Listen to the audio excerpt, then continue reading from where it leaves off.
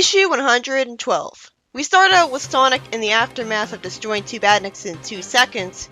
This is why I don't take any of them seriously. And he continues to defend a village from badnik attacks.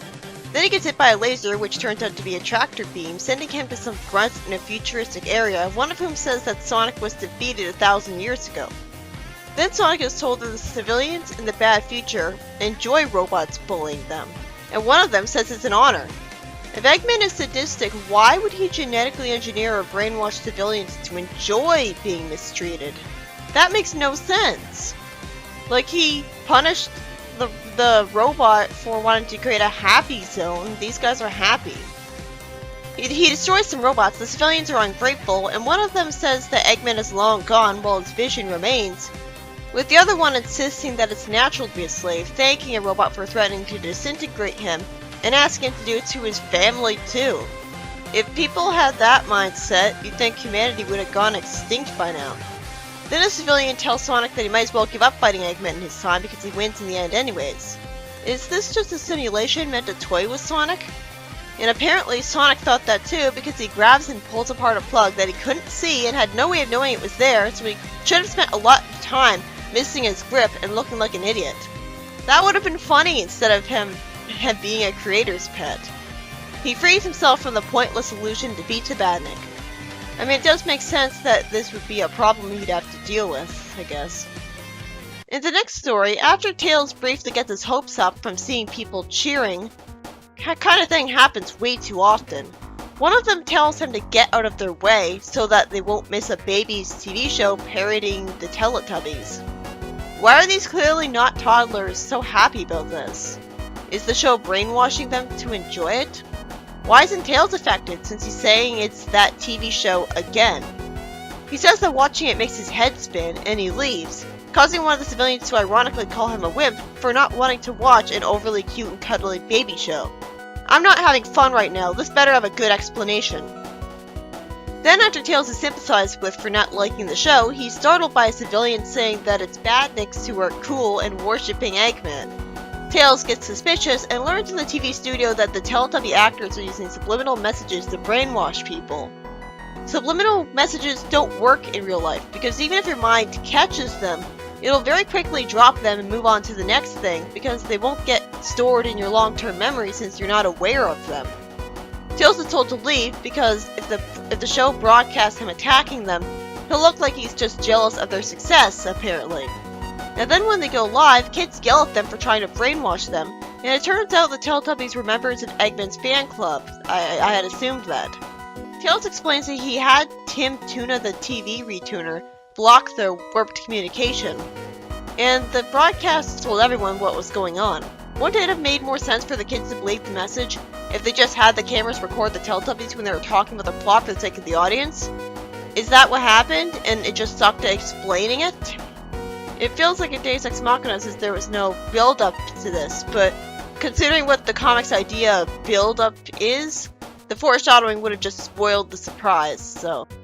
Tails punches him, and the story ends with the villains being arrested for trying to brainwash kids.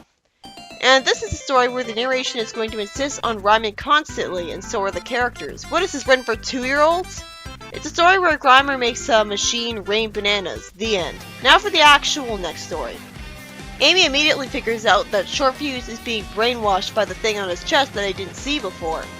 You'd think people would lampshade how much this happens to him. He destroys her crossbow, and unfortunately her spare is on Mobius.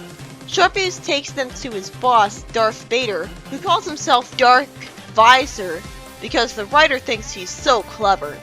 Of course, Darth wants to take over the galaxy with his Insectra Empire, and Amy snarks that he's a workaholic as a stress response. Techno whispers to Amy to keep him talking while she'll try to pull the alien thing off Shortfuse, and she's not expecting him to resist her and keep her from doing so somehow. Wouldn't the attention immediately be attracted to her from trying to do that? She wouldn't have the time to pull it off. Amy is told that the Insectras have fought a space war with the Blurk people for 10,000 years, and he says that he doesn't know why they're doing it, but wants to continue the war because his ancestors did. Amy lampshades this, calling them all nutters. Great diplomacy skills there. Of course he got threatened with death. Techno tries to pull the controller off Short Fuse and he gets shot in the chest by accident. Fortunately, it's him, not Techno. This frees Short Fuse from it while also not killing the living creature controlling him. An explosion happens because the starship's under attack by the Blurk, and the story ends there. For once, this entire issue was written by Lou Stringer. The first story was a one-off one where Sonic is put in a simulation of a future where despite Eggman being long gone, the citizens are still being bullied by robots. But because they somehow like it, which Eggman would never make them do, Sonic figures out he's in a simulation, though he doesn't say that it's because Eggman would never make the citizens happy in it. And he figures out where to pull the plug in the real world way too quickly to free himself of it, when it could have been funny if he was failing a bunch. The whole point was to try to make him despair. The second story has Tails stop some fans of Eggman brainwashing kids to like him with a TV show that's so kiddie, you'd think it'd only be watched by really young toddlers that Tails wouldn't have even met. And it sure is convenient that he wasn't one of the kids who was brainwashed by it.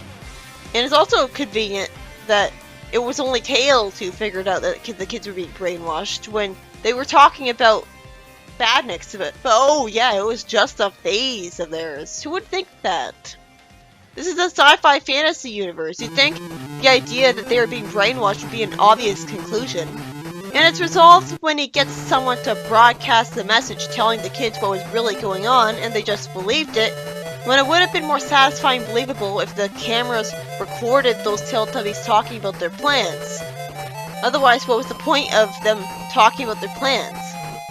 And the final story was about Short Fuse getting free of the brainwashing by the goons of the Darth Vader ripoff shooting his chest, just before the ship gets attacked by Darth's enemies. I think only the final story was the good one.